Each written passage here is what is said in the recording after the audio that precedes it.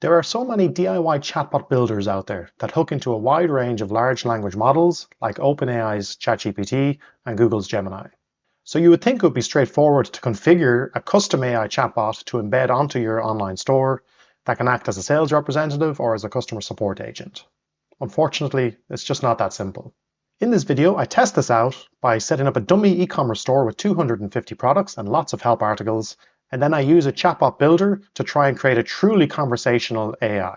This took about a week's effort, and as you can see in this quick demo, after 5 iterations, I was able to get the bot to truly understand the product catalog, to be able to recommend products based off queries, follow-up questions, as well as understanding the various policies, such as the returns policy. I'll show you the different stages that I went through and the challenges I faced and techniques I used to overcome those challenges.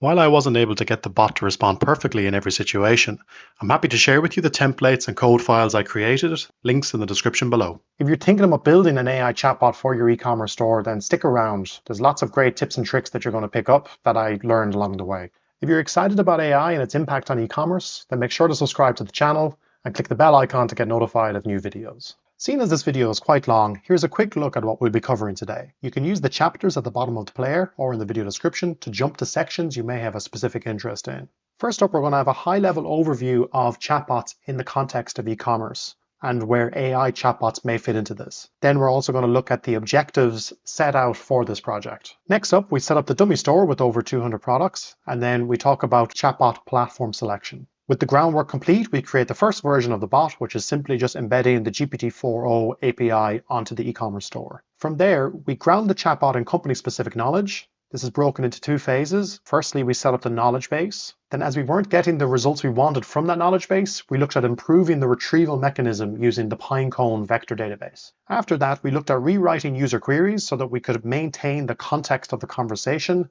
as we were querying the vector database. Then we looked at installing guardrails to stop the chatbot going off track. And finally, we then looked at filtering out irrelevant results coming from the vector database. With all of that complete, we then evaluated the chatbot in a demo. And finally, I walked through some key learnings from this experience and discussed some ways that the output could be improved even further in the future. Before we begin, a quick introduction. I'm Daniel. I'm a freelance e-commerce solution architect, solution consultant, with a big interest in generative AI.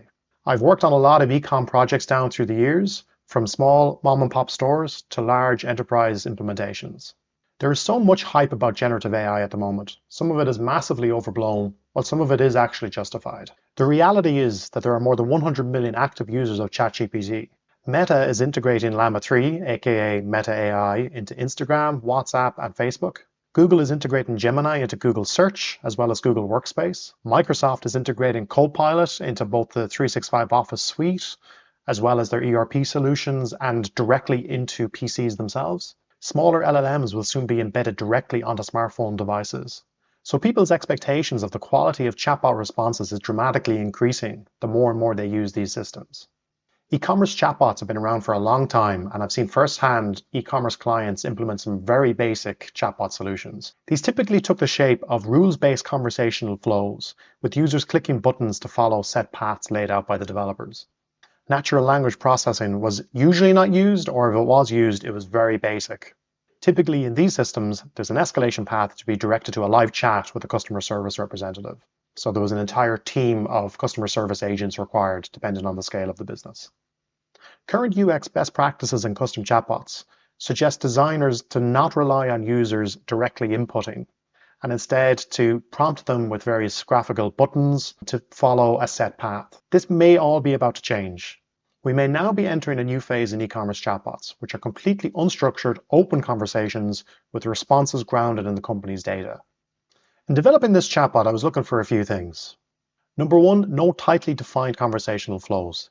The system needs to be able to maintain a full open dialogue like ChatGPT. Number two, guardrails in place, safety. While it needs to be able to maintain an open dialogue, it should only really respond to anything that's relevant. As well, it needs to positively represent the brand. So we can't have bias, we can't have threatening messages, anything like that. Number three, accurate responses, no hallucinations. The system needs to be grounded in the product catalog and in the help content, and needs to be able to generate relevant messages and recommend relevant products. Number four, a user-friendly interface. As a shopping assistant, when recommending products, We need to be able to see product cards with images and titles and prices and calls to action.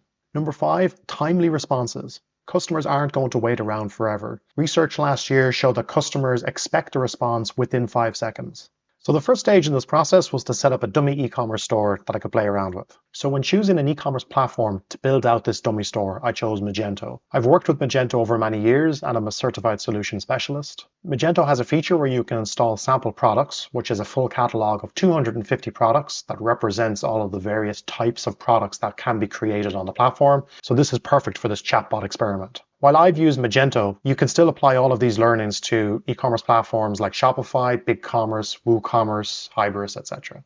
The dummy store is called Luma, which is an activewear retailer. It has products that span various categories like women's jackets, men's hoodies, pants, shorts, types of gear like bags, fitness equipment, etc. The true value of the sample data on Magento is that it represents various types of products, which is much more aligned to what you see in the real world. So here's an example of a simple product, which is just that. It's simple. It's a single SKU with inventory that you can add to cart and purchase single price, for example. Things start then getting complicated when you get into configurable products. So in this example, the jacket is made up of 10 to 12 simple products. Stock levels are going to be specific to the configuration. Pricing may be specific to the configuration. Images will be specific as well. Here's an example of a bundled product. So in this case, it's customizable in that you can configure the purchase based off what you need, and then the price updates itself. Finally, here's an example of a grouped product, again, where you can order various quantities of whatever it is that you need. There are other products on the system as well, such as downloadable products, gift cards, etc. So the sample data on Magento does reflect quite a broad set of use cases that you will typically find in e-commerce shops. As well as a rich catalog, the sample data package also includes 3 different CMS pages, which contains information about the company, customer service information, and a privacy policy. To really test out the chatbot, I then created 10 additional pages using ChatGPT. As you can see, it includes size guides, fabric and material care, FAQs, store locators, styling tips, gift guides, etc. So when we're testing out the bot, we can use information that's maintained in these pages. Great, so that's our store setup. Next, we need a chatbot platform. So there are a seemingly endless amount of AI chatbot platforms that you can use, spanning no-code, low-code, or fully coded solutions. So the question is, how do you choose the right one? Well, that answer will be specific to your requirements. For the purposes of this prototype, I chose BotPress. BotPress is a low-code chatbot builder. It has a Visual Studio that you can define your conversational flows. It has a knowledge-based component where you can upload documents. And it has different AI modules where you can hook in large language models, either for transitions or for generating content. They also have a fully open source version which you can deploy locally or to your own infrastructure. That being said, you can take the learnings from this video into any AI chatbot platform that you choose. Great, let's get started. The first thing I did was to integrate the GPT4o API onto the website and have a play around with it.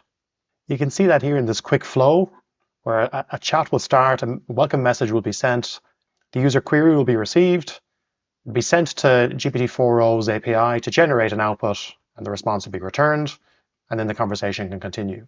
So on to BotPress Studio to see how this has been set up. This is the interactive builder for your AI chatbot. This video isn't a detailed tutorial on how to use BotPress. It's more of a means of demonstrating the challenges that are faced when trying to deliver on an e-commerce chatbot. So again, these learnings can be applied to any other chatbot platform. So within BotPress then, you can see conversation starts, or the conversation is triggered by the front end.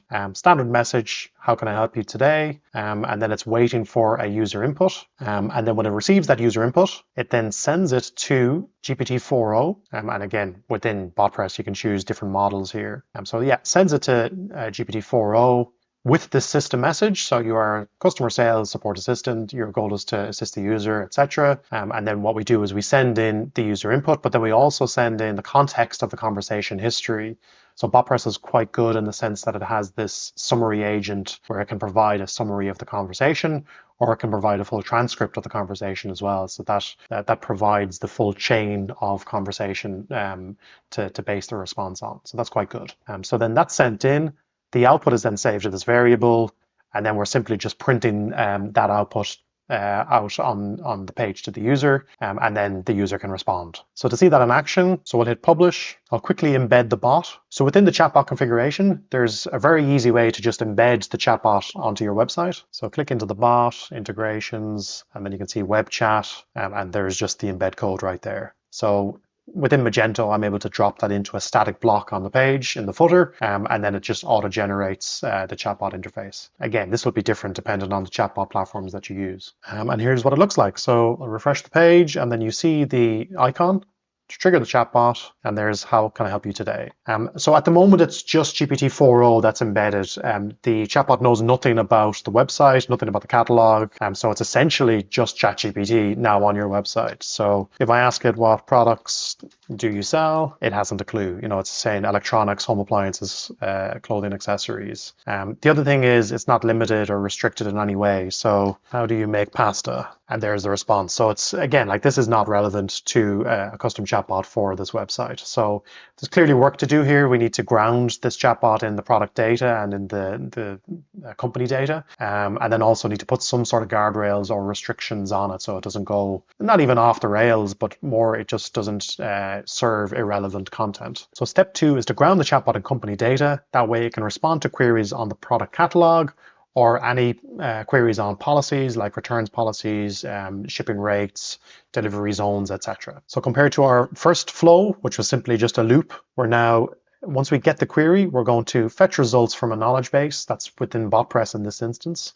So we need to upload the company knowledge to this knowledge base, and then depending on the query, results will be returned, and then they'll be included in the query sent to the large language model as part of its context, and then it can generate the response off the back of that. And then if no relevant results are found, that's a slightly separate flow as well. So most chatbot platforms will have this concept of a knowledge base where you're able to upload PDF documents, Word documents, Excel documents, or you can also crawl the web or scrape content from online. So you can see the BotPress knowledge base here.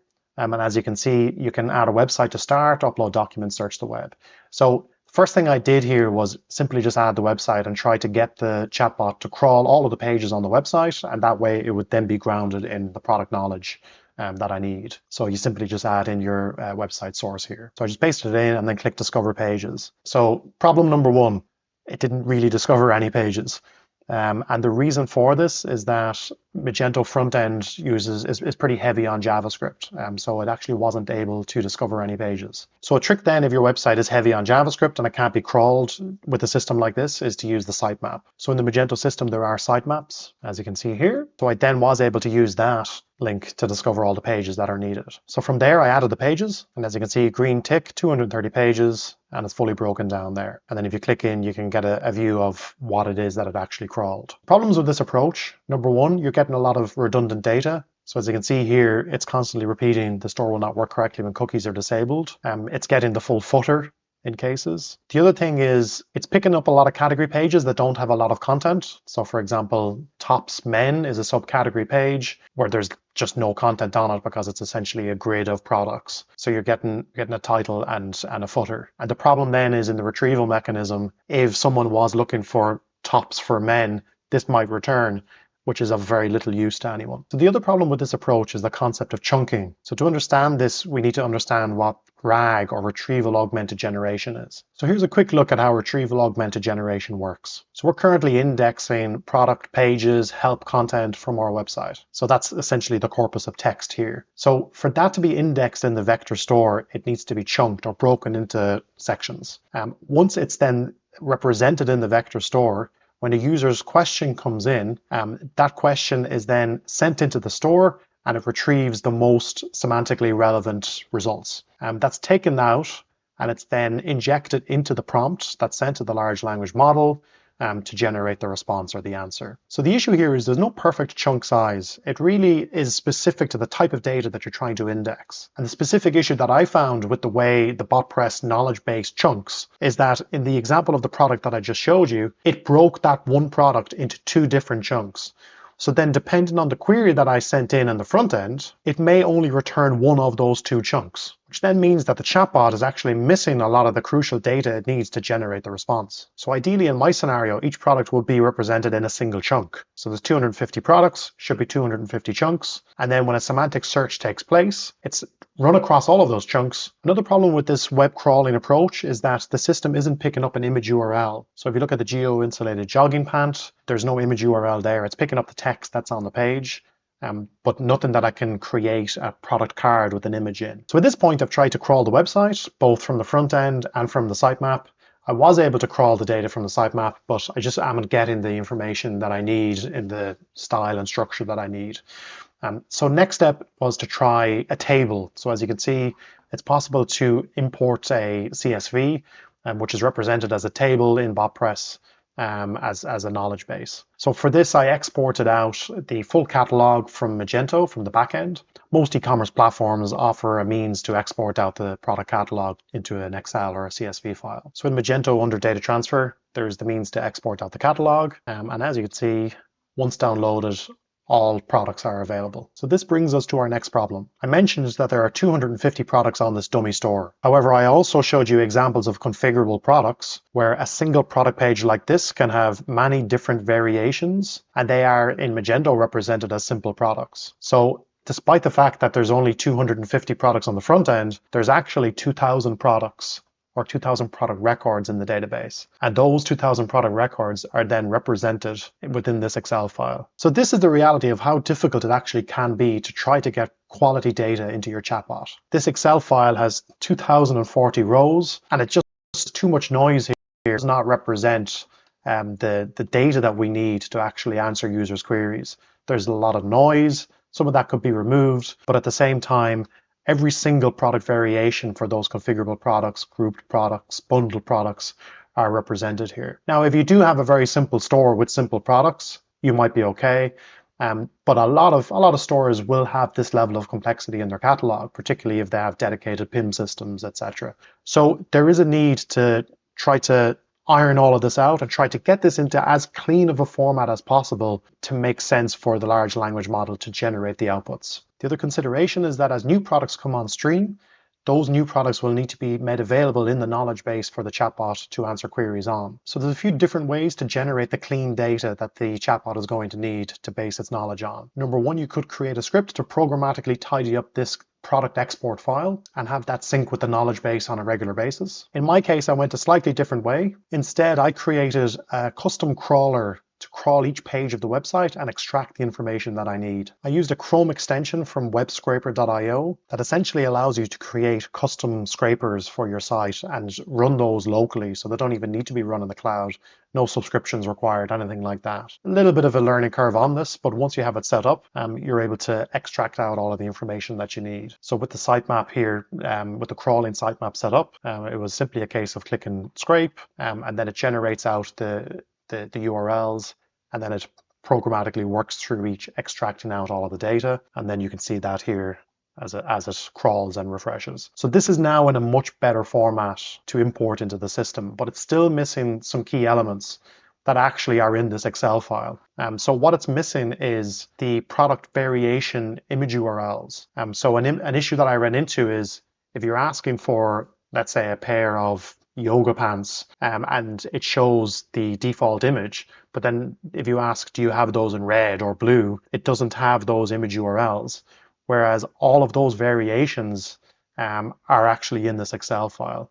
So what I did was I ended up doing some data processing in Excel to create some VLOOKUPs and inject some of the data that's in this much more extensive data set into the new data set that I'm creating. And that hybrid data set included a lot of the information on the variations that was needed. So here's the new CSV file, which contains all of the information from the custom crawler that I ran, but then it also contains the relevant information from the product export, specifically around product variations. So we're talking about image URLs, specific stock levels per variation, and price levels. All of that information wasn't available on each individual product page you would need to actually trigger all of the individual variations to get that information. So as you can see, this file looks a lot cleaner now to actually import into our custom chatbot. You're looking at page title, which is product name in most cases. This crawler also crawled the help content too. So you have all of the customer service pages as well. There's the URLs to the pages so that the chatbot can trigger, click here to find out more. There's a full categorization, which is very important because if you want the chatbot to provide you, all of the watches, for example, or all of the jackets or hoodies, it needs to know what categories to check.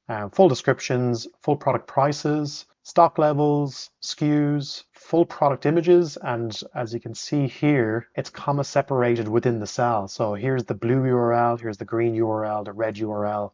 So if you're asking for a red t-shirt, the large language model is more likely to serve the red image. So this is much better now, and we're going to get much better results from the chatbot because the data is in much better shape. To actually have this running constantly though, means there are scripts needed to be deployed to regularly update your chatbot with the latest products, with any new information that's published in the help center, so that the chatbot is correctly reflecting the latest state of play on the catalog. So here's a quick look at that CSV uploaded into BotPress, and that's reflected in the Luma v5 knowledge base. So now that I've attached the new knowledge base to the user input, I've published the bot and we can test it out. So quick refresh, how can I help you today? So do you sell pants? So what we're getting back looks good on the face of it, but actually is majorly problematic. So yes, we sell pants. Here are some options.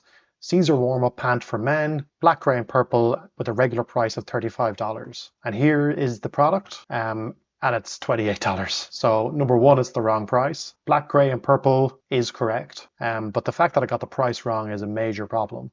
Same here, the Torp track pant, $54.40, and it's saying Torp track pant, $68. So even though we know that the data is right in the Excel file that we uploaded to the knowledge base, something's still badly going wrong here. So an issue here that we're running into is that the knowledge base component in BotPress, while it's quite powerful, is too simplistic for our use case of building an e-commerce bot. We need a lot more control over, number one, the chunking within the vector database. We need more control over how we process the output. We also need more control over how we filter the output. So there are inherent difficulties with the way BotPress has their knowledge base embedded in the system. So my next stage was actually to extract out the knowledge base and use a third-party knowledge base that I would have a lot more control over. So our existing system involved us uploading the company knowledge to the BotPress knowledge base, and then we were just querying that knowledge base to fetch results and generate the output off. In our new version, we need to upload the company knowledge into the third-party knowledge base. So here's a quick look at the layout. Within a RAG system, what's typically used is a vector database, which is a semantic search database. So vectors are numbers that are plotted across multiple dimensions, and they effectively represent the data that's been embedded. So how that works then is the company knowledge that you have, you need to send that in to an LLM or into a large language model. But the purpose of sending it in is to generate embeddings or to generate these vectors or numerical representations. Then once you get all of those numerical representations of your data back, you put them in a vector database, which is a vector store. And then during a standard conversational flow, when a user asks a question or sends in a message, when you're looking to carry out a search based off that message, you also then create embeddings for the query that the user sent in. And then that way, you can find the most semantically relevant results based on the query. And that's done through various operators like cosine similarity. So you're essentially looking for the vectors that are the closest distance to what the user has actually searched for. The fact that it's an LLM that's generating the embeddings on the company knowledge means that it's very contextually relevant. It's quite semantic, and that way semantic search engines produce much better results. Now, I have no idea what BotPress has in the background in terms of its knowledge base. I'm assuming it is a vector database based off the way it is chunking. It might not be using the same embeddings LLM that we'll be using here, which may explain the differences in the results that we're getting. So to kick things off, we need to generate embeddings off the knowledge base that we have, and then we need to upload that into a vector database that we can then query. So the vector database that we're going to use is Pinecone. It's one of the biggest vector database services out there. And as opposed to writing scripts to programmatically process the data that we have to generate embeddings and upsert them or upload them into the vector database, we're going to use Flowise, which is actually another chatbot builder that provides a flexible framework to be able to generate embeddings via the OpenAI Embeddings API, as well as the ability to upsert those records into a Pinecone database. So here's a quick look at Flowise. Again, it's a similar interactive builder that you will have seen in BotPress. What we're using Flowise for is simply to embed and upsert the data into Pinecone.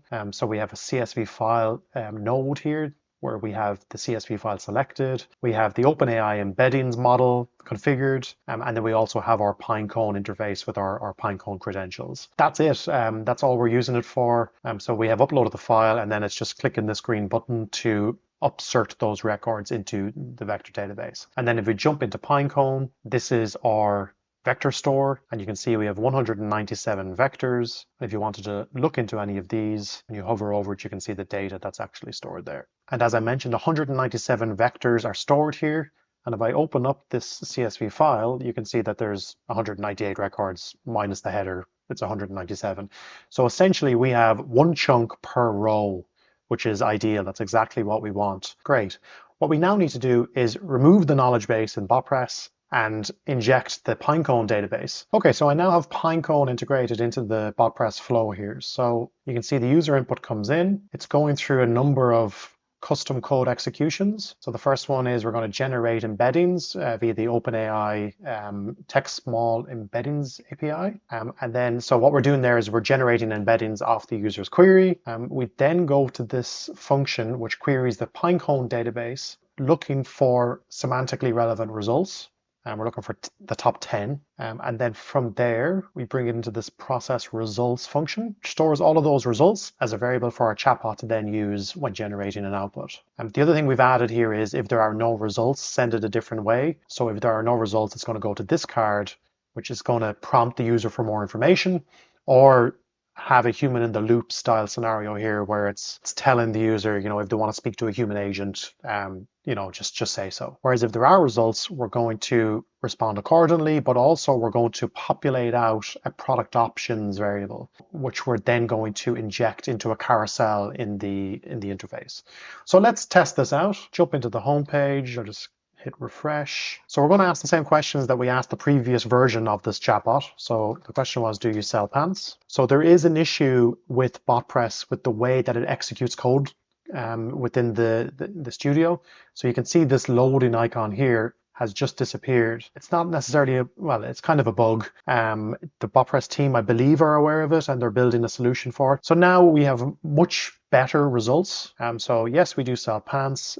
This carousel works quite nicely as well. And you can see 5 different examples. The other thing is the price correct? So yeah, Caesar warm-up pants as low as $28. And then in the previous version, it said $35. So that's better. And then geo-insulated jogging pants was $51. Is that even in this list? Maybe not. But we're already getting better results. And then the second question I asked, I was looking for size 28. In a different version of testing, it thought that there was a size 28 in the Caesar warm-up pants. So let's ask it that question. Do you have let's even just leave it at the Caesar in size 28. So another issue is the more code we add to this bot and the smarter we make it in terms of chaining prompts and integrating with vector databases, the longer it's taking to respond. And that's something to consider around how long customers will wait for responses. It wasn't too bad there. So brilliant. That is much better. I apologize, but it's not available in size 28, which is correct. It's open here. So it's size 32. Let's see, what sizes do you have? Well, yeah, it should be 32, 33, 34, and 36. That's interesting. So it lost the context. Yes.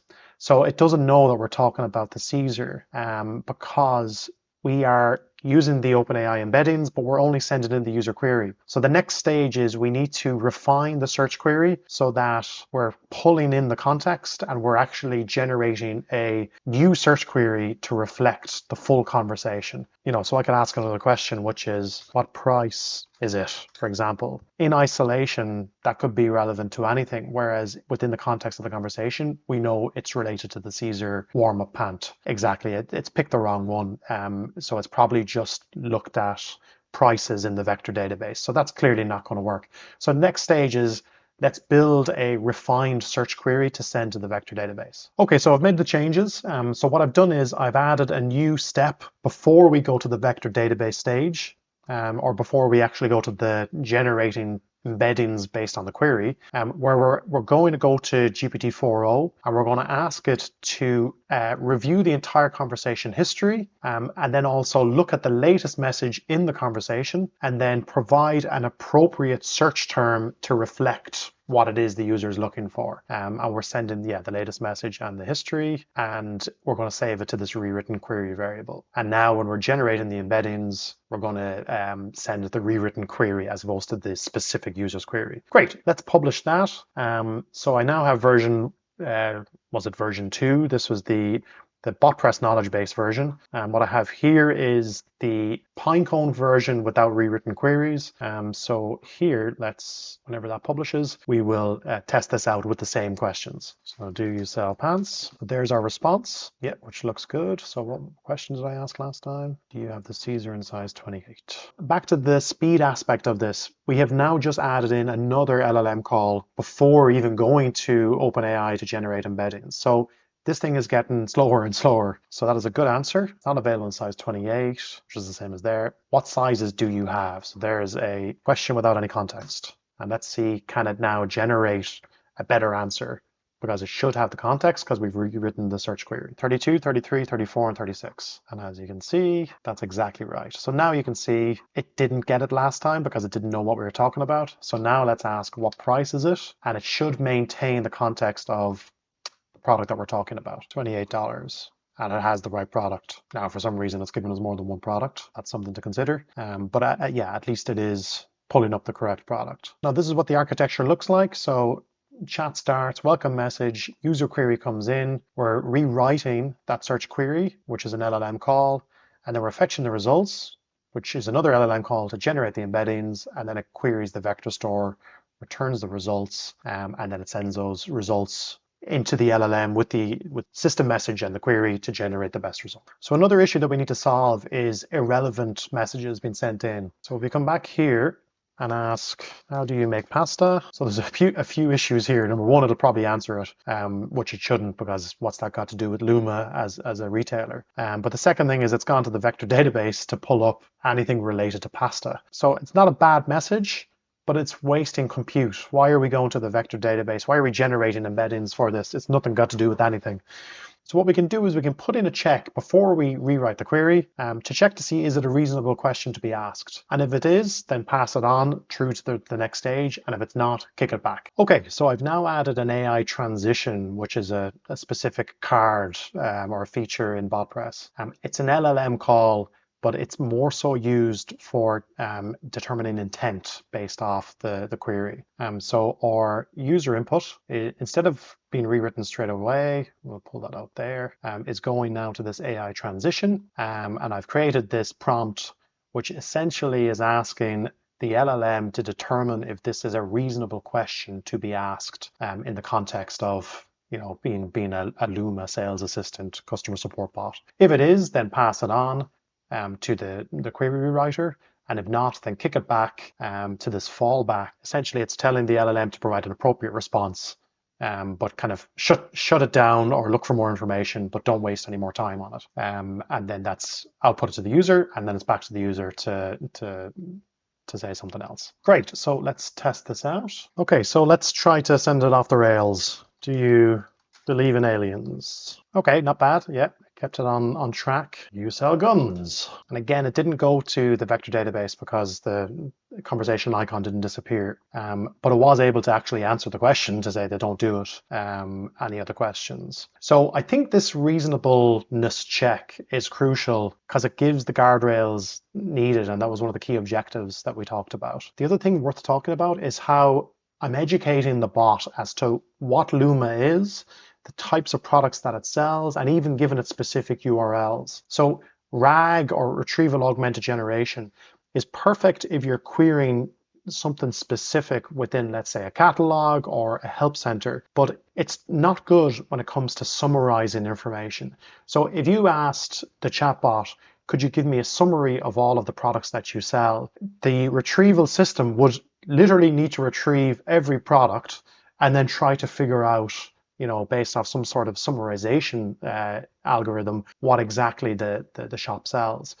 RAG doesn't work like that. RAG is very much, it's a semantic search engine trying to provide the most relevant results for the query. So there is a need to educate the bot from a kind of a higher level as to what the shop does so that it can answer the way it's answering there. And the way I achieve that is within the prompts that we send to the LLM, within the system prompt, I'm explaining what Luma is, what it specializes in terms of the types of clothes and gear and equipment, and then also in providing the main URLs for the categories. So that way then if there's ever a fallback needed, or if there's ever any questions more broadly speaking about the company that might not be contained in the results from the search engine, it can always fall back on that information. So now to have a quick look at the architecture, we've added in this reasonableness check, or this traffic control check, which is an AI transition in BotPress terms. And if it fails, it goes back to the fallback response and then response returns. So that's the loop that you've just seen there in terms of the outputs. Whereas if it is a reasonable question to be asked,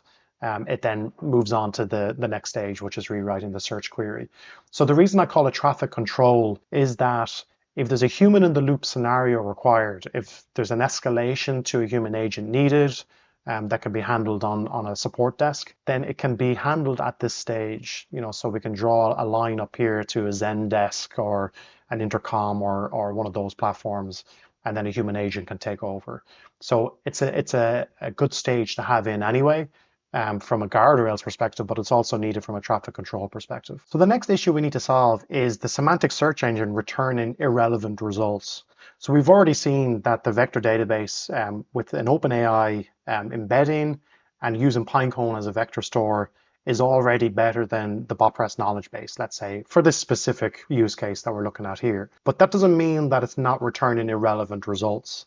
So there is a need for a filtering system to filter out irrelevant results. This specific problem manifests itself when it comes to the likes of filters and faceted search in e-commerce. So if you look here at, let's say, men's tops, and if you look at material, there's lots of filters here for various materials. But if I was to ask the chatbot, what Lycra tops do you sell for men, let's say, Lycra is just one word that appears in those product descriptions. So it might not heavily influence the score from the search database. And then as a result, it might pick up tops and men more so than Lycra. So then as a result, it's returning back products, some of which aren't Lycra. So for example, this one here is a Lumatech, let's say, but the word Lycra is not mentioned anywhere here. And it's the same with the second product, whereas the third product actually is a Lycra product. So you can see Lycra is listed as a material.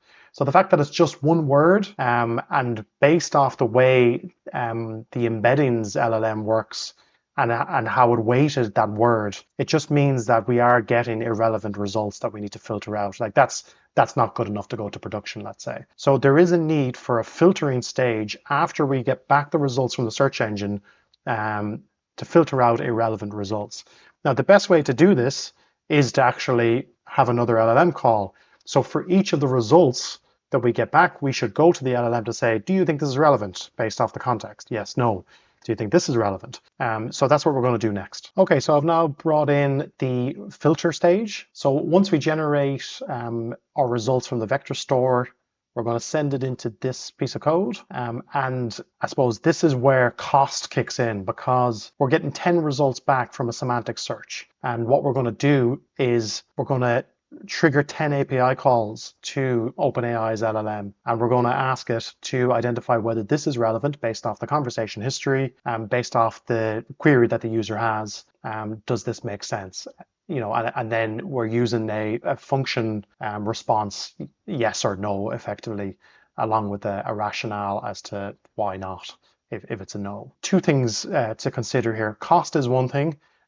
If we were to bundle all 10 of these responses into a single call, I believe it costs the same amount of money because with OpenAI, it's the cost is token-based, not call-based. So it's not necessarily a problem with cost. It's definitely going to add time. Now, we're running these asynchronously, so these are going to shouldn't be longer than a second or a second and a half. That being said, cost is a factor, time is a factor. We're adding to the processing time. To get a better output, it's going to take longer. So let's see it in action. Okay, so we'll use the same search and try it again now that I've published those changes. What Lycra tops do you sell for men? Okay, so we're now getting back this product, which does contain Lycra, in fairness, so that's good. So the issue is we're only getting one product. So if we go into tops and filter, there's 3 products that actually are available there. So that is an issue. It's only providing one. If I run that in the back end, so in the emulator here in BotPress, you can trigger requests as well as in the front end. And it doesn't require you to have to publish it each time. So what Lycra tops do you sell for men? Now I did bump up the number of results coming back from Pinecone to 15, but we can see how many results are coming back. Yeah, and it is providing 3 different results as true. So you can see the filtering in action. So in the first instance, no Lycra mentioned in that product description. This one was bottoms, not tops. No Lycra mentioned. So the filtering definitely is working well. The injection of the products into the carousel seems to be running into difficulties. But I suppose that is better. We are getting the 3 results back. So there's probably just a little bit of ironing out in the product carousel creation. Okay, so here's a quick look at our finalized architecture. Query comes in, there's a reasonableness check or a traffic control piece. We then rewrite the search query, fetch the results using our RAG system, filter those results by relevance, and then generate the output and create product carousels if necessary. And then return that response to the user, and then they can follow up with a query. So that's where we ended up. There's still a lot of areas, I think, for improvement in this, but let's do a quick demo now of the front end. So we'll ask a few more product questions, and then we can ask some support style questions as well. So how can I help you today? Do you sell men's pants? And there's the response. There's 5 examples. I'm looking for something in green, let's say. And we can quickly just verify this information is correct. So as low as 2240 is correct there. 4080 is correct there. So yeah, we're looking good on the accuracy of the data. Here's some green pants. So this is where we injected the variation specific images into the CSV. And then the benefit of that is the LLM is actually choosing the correct image to inject into the carousels. That's really nice. And even when you click it, you're not seeing the green one because that's probably the default one for that configurable product. But then when you click it, there you go. Yeah, this is a special price and it's picking up the correct price. So that's very good. Let's ask a further refinement question. So anything in wool, let's say. So it should pick up that I'm looking for men's green pants in wool. Okay, so it's lost the green color. Do these have wool? Yep, wool is there. And it's in men's pants. They're not in green though. So yeah, it has missed that piece to it. So yeah, not perfect. Definitely some room for improvement. So yeah, some of them are green. They do seem to have wool, so it's definitely got that one right. We have several wool blend options for you here, our top picks. And for green wool pants for men. Shouldn't need to have to say this. It should be able to pick it up in the context history when it's rewriting that search query. But I'm just interested to see, does it output some good results? We're back to green pants again, which is good. Are they wool? Yes, that one is. And that one is as well. That one is as well. Yeah, that one is as well. So very good. Yeah, so definitely some tidying up. Let's ask what would be a good top to go with that. Okay, so some couple of options of t-shirts and hoodies. I expected more. 2 seems a bit small. Then let's ask some questions on the policies. So do you ship to Ireland? That's interesting. So it's interesting I couldn't find specific information about shipping to Ireland, because I know in the shipping policy it says it ships internationally.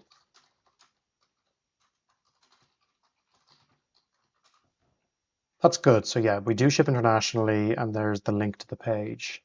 There is no mention of Ireland here, for example. Now there is a mention of Guam, let's say. So let's ask that question. Do you ship to Guam? There's an additional charge. Exactly, yeah. So it did pull up that one correctly, but it didn't pick up Ireland because it didn't extrapolate out internationally, may mean Ireland. Whether that is correct or incorrect behavior, I think is up for debate. Do all of the various countries need to be specifically mentioned or not is up for debate. Are there any sales on? There's a summer sale up to 50% off selected items.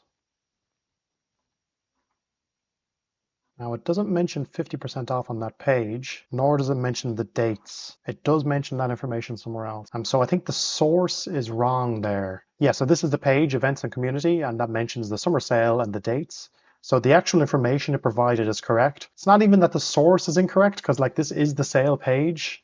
So it is relevant, but the information that it mentions is listed here. So it's not a hallucination. It's more that maybe I should have provided 2 links, I suppose. Can you give me a discount code? So again, I think that's a good answer. I understand you're looking for a discount code. Again, it mentions the sales, links to the sale page. You can get 20% off Lua pants when you shop today, which is true. That's listed there.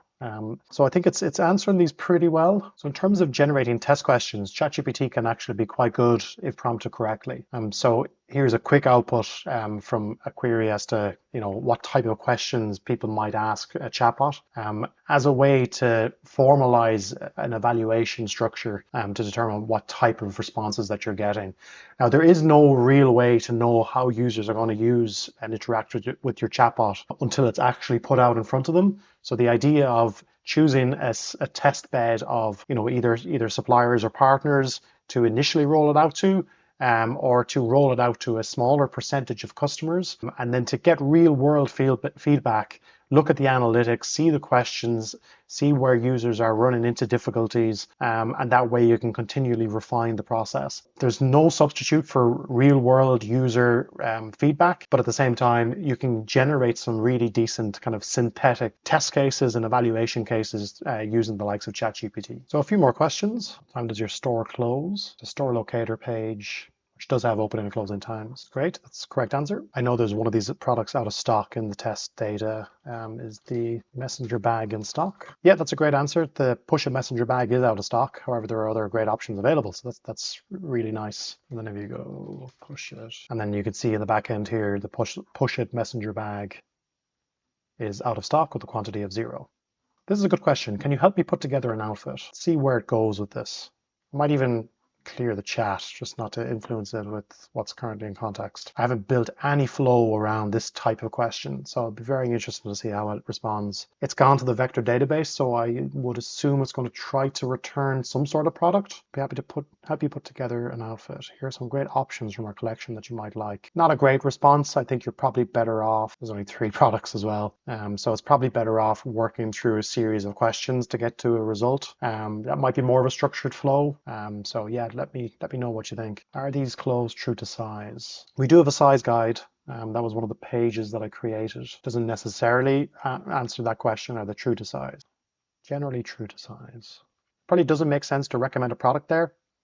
So that's maybe the bit of tweaking on the prompts. What are your payment options? Now, there's no source with that answer. It must be customer service. That's an interesting answer to that question. I think that's an hallucination. What are your payment options? We offer a variety of payment options. Visa, MasterCard, American Express also accept PayPal. I don't think that's anywhere in our data. Find anything on our sheet. Also in a separate tab, I cleared the conversation and I asked, do you accept PayPal? And it says I can't find anything about PayPal. So that looks like it's an hallucination. So again, it just proves this isn't, we've gone through 5 iterations here to try to get this as accurate as possible, and it's still not production ready, I don't think. So I think the solution to that is, unfortunately, another LLM call, which is in between the generate output and the response to the user, which is like a quality assurance check. Now, it might not be an LLM call. It could be a custom function or something like that, where it validates the output to make sure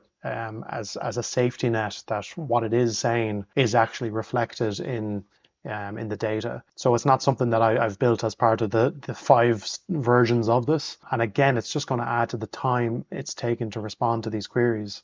But clearly there's a need for it in an instance like that where there is an hallucination. Great, so on to some key learnings. Number one, risk. How do you mitigate the risks of deploying generative AI in a large language model to represent your brand to customers? As you saw in the demo, despite grounding the chatbot in company data, employing filtering mechanisms to filter out irrelevant results, there were still examples of it hallucinating when asked questions that weren't necessarily in the knowledge base. While those instances could be solved with tweaks to the prompts, I do believe there is a need for a quality assurance stage after the output is generated, just to double check whatever is being put out in front of a customer is accurate. That should remove most instances of hallucinations and making sure what's been generated is grounded. But again, LLMs are still probabilistic. There is no way to 100% remove the chance of it happening. So there will always be an element of carrying risk into the process. It's for that reason that a lot of the big tech companies, when they put these generative AI systems in front of customers, plaster it as beta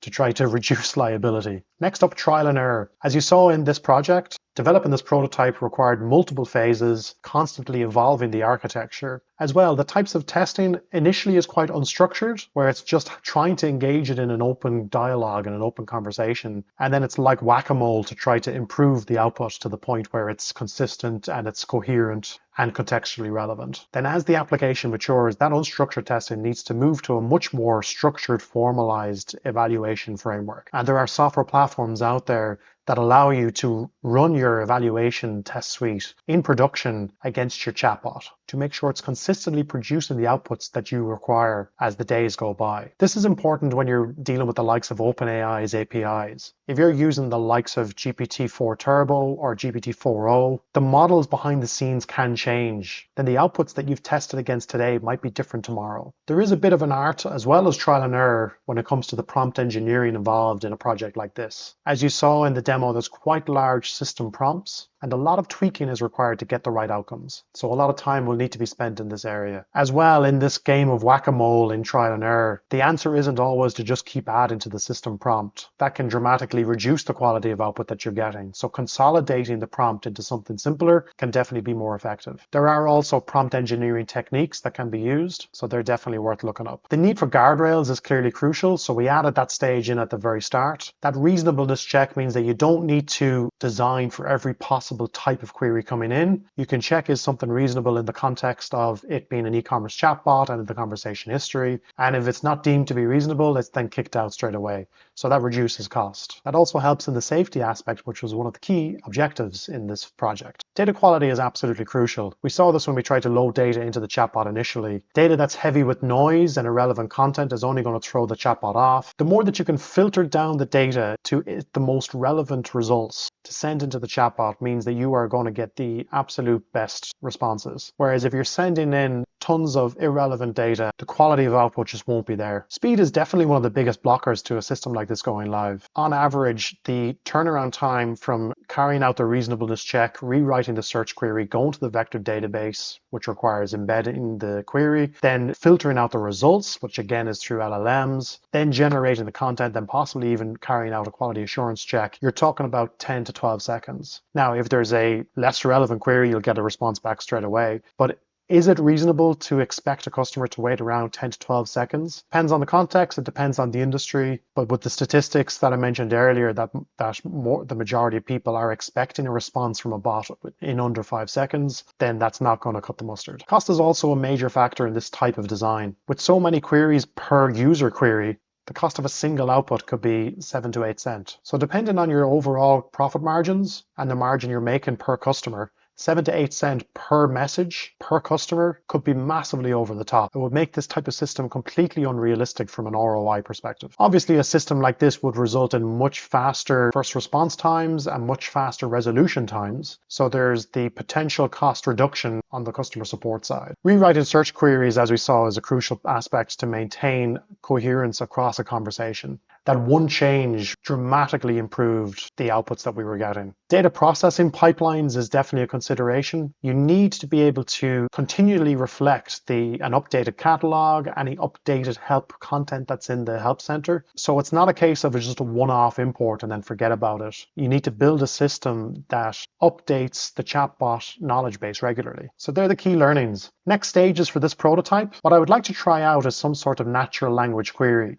So right now we're rewriting search results into effectively a string to send into a vector database. And the results that we're getting back aren't good enough. The filtering is filtering out irrelevant results, but what I'm finding is that it's not actually pulling the most relevant results because it's such a large product data set. And in reality, 250 products is not a large data set. What I would like to try is, based on the user's query and the context of the conversation, instead of producing just a search query string, the LLM produces an SQL query that we can then run against the database and extract out the most relevant results. That way, then there'll be less of a need to actually filter out the irrelevant results because the SQL query should produce a much better data set. So I think that's where I'd like to go with this next. Let me know in the comments below if you think that there's any other directions or changes that will be worth testing out to try to improve the outputs of this bot. So what do you think? Is this bot production ready? My gut feeling says no. The hallucination was a major worry that we saw towards the end of the demo. The speed is a major aspect. I think it's too slow. Also, BotPress's bug around the loading icon not showing when custom code has been executed is a major usability problem. While we did get pretty far in terms of getting the best outputs from the search engine, I still feel like there's a bit to go in that. Is a text-based semantic search the best way to actually retrieve products when you're being provided various search criteria? I think this journey shows that it isn't that straightforward to essentially replicate ChatGPT on your own e-commerce store. Over the next few videos, we might get it to the point where this type of product could be pushed to production with accurate results, quality assurance to make sure that it's not hallucinating,